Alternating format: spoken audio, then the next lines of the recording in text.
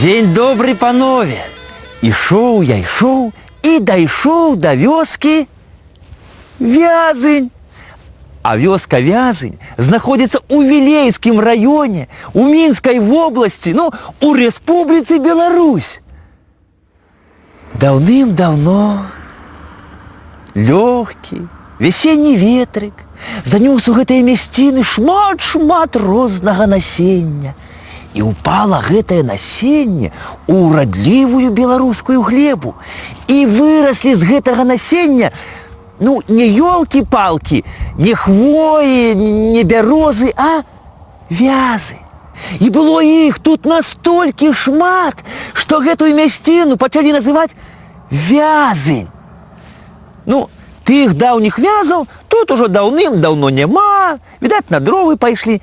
А вось Назова засталася. Што? В сэнсе, паглядзім? Осень, крики без ответа, осень, вера в тишину. Скоро вьюги и метели, скоро смерть заговорит.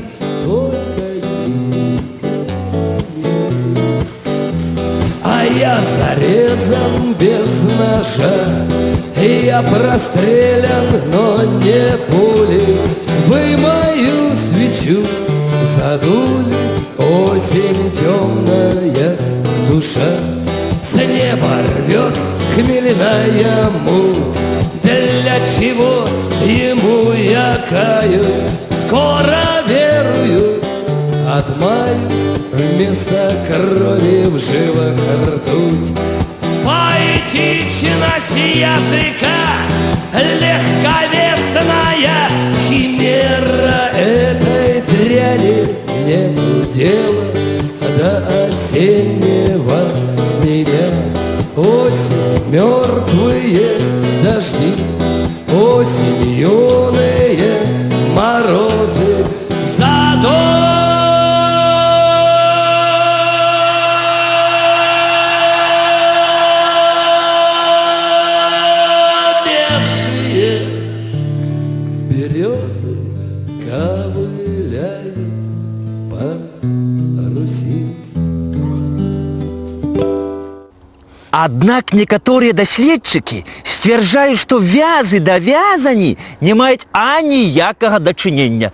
Проста тут, у гэтай вёсцы, калісьці даўным-даўно жыў хлапец, які ўмеў пісаць вяззю. Вязь – гэта калі усе літары звязаны паміж сабою рознымі кветачкамі, галінкамі, кручочкамі, пецелькамі. Карацей, калі ўсе літары ўтвараюць суцэльны арнамент. І вось, калі каму-небудзь з суседняй вёскі трэба было напісаць ліст альбо прыгожа падпісаць паштовачку, то яны звярталіся да Вязана. А паколькі мясцовыя жыхары вельмі любілі эпісталярны жанр, то ў гэтых мясцінах вельмі часта можна было пачуць: «Здорово, Петро! Здорово, Микола! Куды ідзеш? Да Вязаня!» А гэта значыць, у тую вёску, дзе мы з вамі зараз і знаходзімся.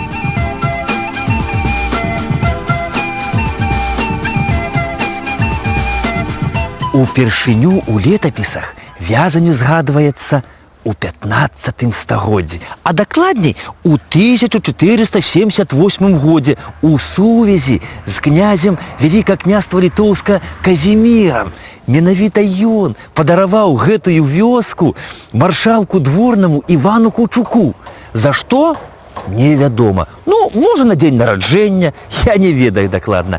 Дарэчы, панове, расказваюць, што вось гэтая хатка, паросшая імхом, засталася яшчэ з тых даўніх часоў. Але ж вы разумееце, панства, што гэта па самых неверагодных чутках. Древний корабль, грозное чье-то судно, тешит зевак и украшает пляж. А другі раз у летапісах вязанню згадваецца таксама ў 15 стагоддзі, але ўжо ў 1495 годзе у сувязі з вялікім князем Александрам. Менавіта ў той год у вязані спынялася яго невеста, дачка маскоўскага князя Івана III, прыгажуня Алена Іванаўна. Кажуць, што Александр заслаў сватоў у Маскове не таму, што ён настолькі закахаўся ў прыгажуню Алену і жыць без яе не мог. І не таму, што ўсе наўкола яму казалі, што ну калі ўжо, калі, а таму, што ўжо некалькі гадоў паміж Масковіяй і Вялікім княствам літоўскім ішла вайна, і Масковія адбірала ад Літвы кавалак за кавалкам зямлі.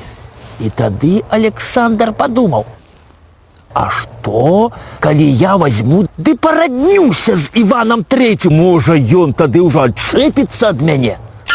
Гістарычная даведка. Інфармацыя да роздуму. Александр, вялікі князь Вялікага княства літоўскага, кароль польскі, сын Казіміра IV, унук Ягайлы. Падчас яго княжання Вялікае княства літоўскае прыйшло ў заняпад. З 1492 года па 1494 год згубіла частку сваёй тэрыторыі. Паводле дамовы аб 6гадовым перамір'і з Масковіяй ВКЛ страціла 25 гарадоў, у тым ліку Чарнігаў, Гомель, Бранск. Унутраная палітыка Александра, палітыка саступак, пашырыў правы шляхты. Падчас яго кіравання ўпершыню пачаў ужывацца выраз «Рэч Паспалітая». Любіў музыку і спевы. Адзіны польскі кароль, які пахаваны ў Вільні. Па складу характара мяккі, памяркоўны, нерашучы. Па некаторых чутках сапраўдны меланхолік.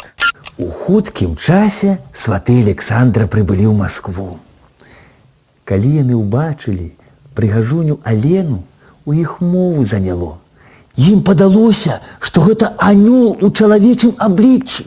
Яны пападалі на калені і пачалі прасіць, каб яна, барані Бог, не адмовіла іх гаспадару. Але тут у размову умяшаўся бацька Алены, Іван III. Ён падышоў і кажа: «Хлопцы, дзяўчыну вы маю бачылі, прыгажуня. Такая хоць каго ашчаслівіць. А вось які ваш гаспадар, можа, які-небудзь там крывы, касы і гарбаты». Тут хлопцы хуценька прынеслі партрэт Александра, які прыхапілі з сабой на сялякі выпадак, на якім ён выглядаў яшчэ маладым, твар бялявы, шчокі румяныя, вус толькі прабіваецца. Іван III доўга разглядаў партрэт, потым схапіў яго і кажа: «Партрэт я пакідаю сабе, а дачку маю хай забірае князь літоўскі на ўсё жыццё». Як жыла Алена Івановна разам са сваім мужам Александрам, невядома. Але літаральна праз год паміж яе старою радзімай Масковіяй і новай радзімай Вялікім княствам літоўскім пачалася ізноў вайна. А тады яна ехала праз Вязань, поўна надзей і мар аб лепшым, цудоўным жыцці, глядзела ў вакенца і любавалася гэтымі прыгожымі мясцовымі краявідамі такой далёкай і невядомай Беларусі. Пад той час, калі Алена Івановна праязджала праз Вязань, тут гаспадарылі род Саковіч-Насілоўскіх. Пасля Вязань пераходзіла вельмі часта з рук у рукі і цягнулася б гэтая канцылярыя яшчэ вельмі доўга, пакуль адзін з гаспадароў не напісаў завяшчанне аб перадачы Вязані на карысць жаночага манастыра бенедзіктынак, а было ўсё гэта на пачатку 17 стагоддзя. Падчас другога падзелу Рэчы Паспалітай Вязань увайшла ў Вілейскі павет, а кляштар быў скасаваны. Яго шматлікія будынкі апынуліся закінутымі, а ў канцы 17 стагоддзя увогуле разабраны на цэглу. Прыкладна той жа час Кацярына II падаравала мястэчка свайму тагачаснаму фаварыту генерал-маёру Зорычу. Серб па паходжанню, чарнавусы прыгажунь Зорыч прыехаў сюды толькі аднойчы і, расчараваны відовішчам, хуценька прадаў Вязань пад каморам у Вілейскаму павету Віцэнту Яцевічу. Яцевічы валодалі Вязанню на працягу ўсяго 19 стагоддзя. І менавіта пры іх Вязань стала знакамітая на ўвесь вілейскі павет. І не таму, што гецэвічы праславілі Вязань там нейкімі сваімі ваеннымі подзвігамі, а таму, што яны проста пабудавалі тут звычайны бровар і выпускалі спіртусовыя напоі. А гэтыя напоі на сленгу вілейскага павета жыхароў так і называліся вязанская медавуха. І гэту медавуху любілі не толькі просты люд, а нават шляхта. А выраблялі яе вось тут, у гэтым будынку. Вядомая справа, што гандаль спіртусовымі напоямі рэч прыбытковая. А што робіць чалавек, калі ён разбагацее? Ён будуецца. І вось, разбагацеўшы на гэтым, гецэвічы пачалі будаваць у Вязані сядзібу і заклалі тут цудоўны парк. Ну, ад сядзібы засталося мала чаго, а вось рэшткі парка яшчэ ёсць.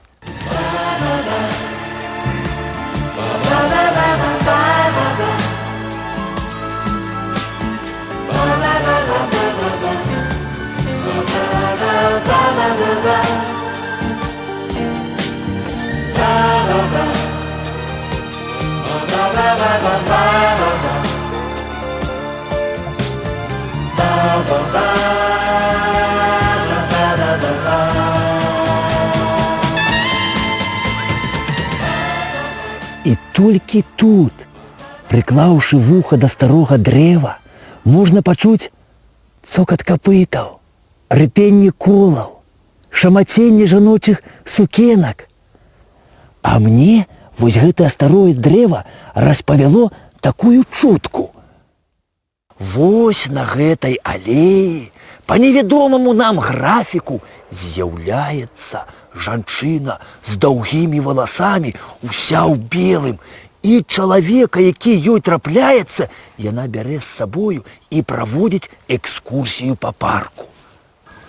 Замучвае да апошняга, але тыя, што заставаліся ў жывых, расказваюць, што выратаваць можа толькі спеў пеўня.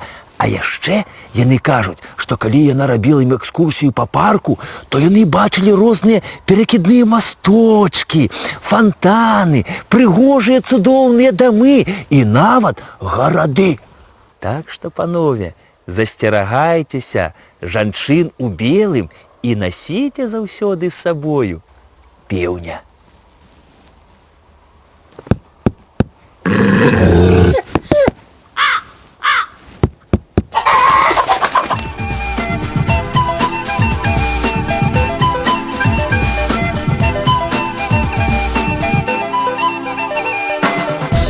Не хлебам адзіным жыве чалавек, але прыходзіць час падумаць і аб вечным.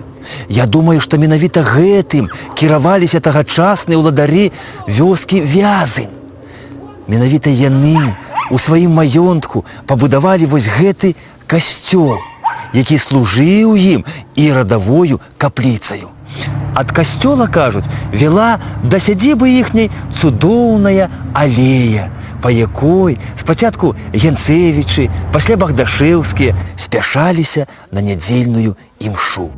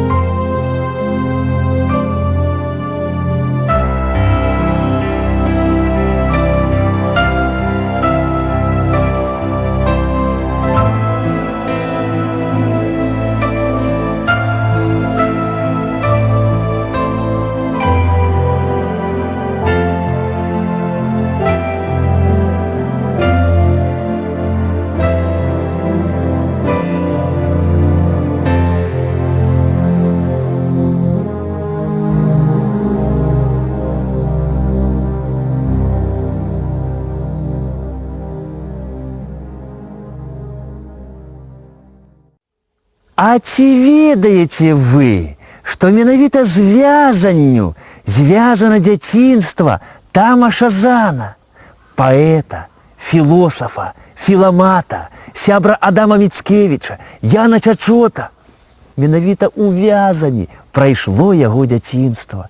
Тут ён навучыўся чытаць, пісаць, лічыць і лавіць рыбку. Яго бацька, старэйшы Зан, за ўдзел у паўстанні Тадзеуша Касцюшкі быў асуджаны. Але пасля, калі ён патрапіў пад амністыю, то ён прыехаў у Вязань і працаваў тут эканомам. І калі старэйшы Зан займаўся коньмі, каровамі, то малодшы спасцігаў кніжную навуку. Ён вучыўся у мясцовага дзяка Аляшкевіча. Аляшкевіч быў настолькі класны педагог, што Тамаш Зан у мінскую гімназію паступіў без ніякага блату. Тамашу Зану давялося вельмі шмат вандраваць па свеце, але ён заўсёды ў думках вяртаўся ў тыя мясціны, дзе напісаў свой першы верш. І кажуць, што гэты верш ён напісаў па-беларуску і не звычайнымі літарамі, а вяззю. Яшчэ аднаму тутэйшаму жыхару давялося вельмі шмат павандраваць па свеце. Гэта былы ваенны лётчык. І пасля мягкай пасадкі ў Вязані ён тут распачаў будаўніцтва. Не аэрадрома і не ангара, а ён распачаў будаўніцтва свайго ўласнага дома. А ў свой вольны час ён займаецца пляценнем з лазы. Так что знаёмцеся, былы военный лётчик Александр Буры. Вот что он мне распавёў. Начал я плести, в принципе, абсолютно случайно. Жена привезла книжку тоненькую, детскую. Вот. Там никаких секретов технологических не было. Все осваивалось вслепую. Первое, что сделали, там такая корзина. В ней сейчас куры несутся. И очень даже качественно несутся. Всегда там намного больше яиц, чем в других гнездах. Но если бы, допустим, там даже лет 15 назад мне кто-нибудь сказал, что я буду заниматься вот этими вот делами, строить дом, плести, хозяйством вести вот в деревне,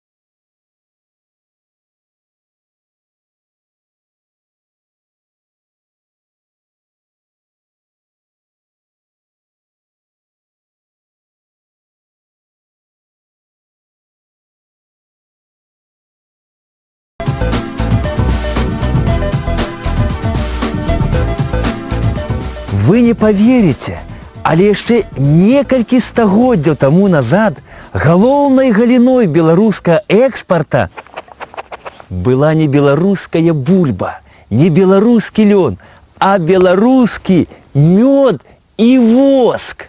І так як цяперашнія хлапцы мараць стаць бізнесменамі, банкірамі, так тагачасныя хлапцы марылі стаць бортнікамі, пчалярамі, таму што гэтая прафесія не толькі была самая паважаная, але ж і самая прыбытковая. Пчаляра не толькі паважалі ва ўсёй вёсцы, ён яшчэ і заўсёды меў магчымасць пачаставацца мёдам. Вось тут, на Вязанскай пасецы, я пазнаёміўся з заслужаным бортнікам Рэспублікі Беларусь Михаілам Івановичам Філістовічам. І вось, які сакрэт ён нам распавёў. Я уже 9 лет занимаюсь пчеловодством, и главный секрет заключается в том, что нужно любить пчел, и тогда все будет хорошо. Пчелы требуют много ухода за ними. Я очень много труда вкладываю. Но когда этот труд идет в радость, то никакого усталости не ощущаешь. А рецепт медовухи я знаю. Это очень простой. Мед разводится с водой, добавляется немножко дрожжей, и через некоторое время получается медовуха. Но я это не делаю и считаю, что такой мед нельзя переводить на какую-то медовуху. Его нужно употреблять в чистом виде. Кроме этого, еще кто употребляет мед, очень хорошо спит. Так что всем рекомендую.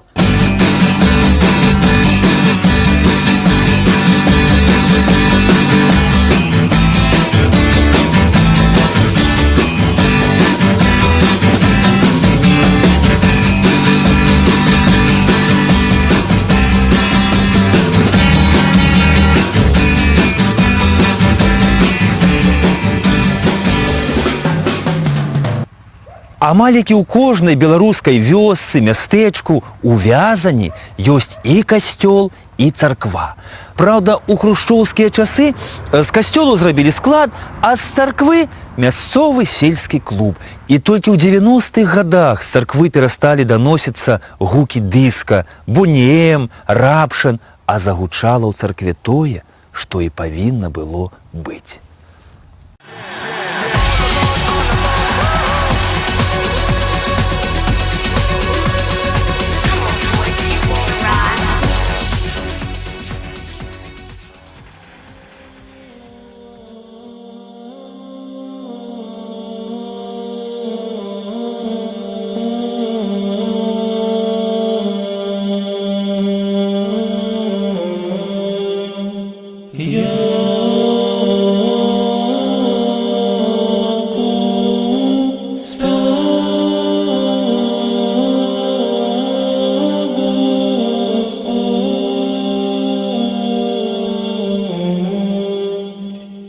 И воскресе спаса.